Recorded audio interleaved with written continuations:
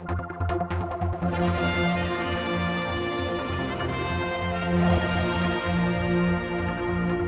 we're going to keep looking at these great pictures, but also some stills, because it's a big landmark going back hundreds of years. Yeah. This was a very raucous place in its time, wasn't it, on a Saturday night? Yeah, it was meant to be. It was a market area. Beside you there, where we now have the British Legion, that was the open air, that was the fish market. So the boats obviously came just here to the quayside. The fish would have been barrowed off just straight in.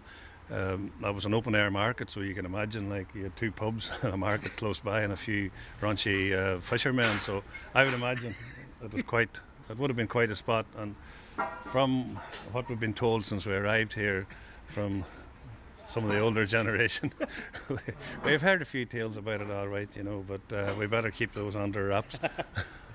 Now, the Douglas, as such, that won't be a pub in future, but that is being retained, isn't it? That's been retained, yes. It's been now becoming an office block, and it will be integrated with the other buildings at first floor level. Ground floor, they will be separated, but it will be integrated. The Clarendon is retained as a pub, and yes, the name will live on. This memory will live on, yeah. But the Douglas, unfortunately, will no longer exist as a public house or. But it's a great building. I mean, we're just seeing through it. I mean, let's just start. Should we start in the basement almost here? Because these shots here, you can see the archways, and there was some big history attached to the smuggling days, wasn't there? Yeah, it's been told well. I mean, I'm not Manx, but I've just gathered from my time here with people coming in.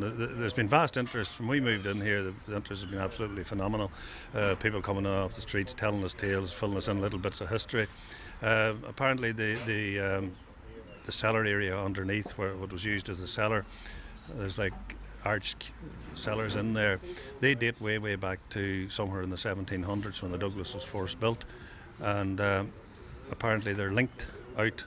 Yeah. Right out to the sea, and they were blocked up in later years, but they were used for smugglers to bring contraband in. It was obviously stored in the Douglas and then distributed throughout the island. That's what I'm told, so I don't want to be quoted on it. No.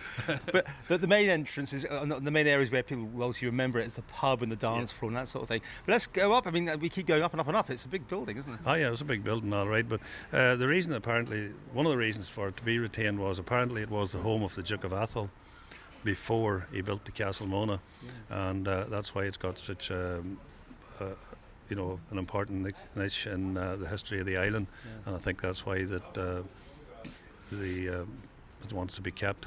We had a lot of difficulty, as I say, to try to retain it, but we've did everything in our power, so hopefully it will blossom as something in the future from the past, Because even these banisters we're looking at, which some of these have been boarded and the ones at the very top haven't been, you tried to save them, but they've got wood worm, have they? Yeah, they've got wood worm and dry rot, and unfortunately they're going to have to come out. It's sad because they did part of that stairway did date back into the original building, which unfortunately we no longer can keep. Well, as I said, it's a big building. Right here at the top, the A-frame, even these are small little rooms. They've all got their own little fireplaces and everything, but also the cheaper accommodation in its day as a hotel. Oh yeah, I mean that would have been probably the steerage area where they had the cheaper. But you can see from each individual room had a fireplace, which would say, in years gone by, the entire building. And are we looking at cobwebs here on top of the roof there? Cobwebs? Yeah. Wow. I think you're in Transylvania, wouldn't you? Well, it's a great site, and we'll be following the story because everyone loves looking at these things. And I suppose, again, we will say this, in hundreds of years' time, people look back on this with fond memories.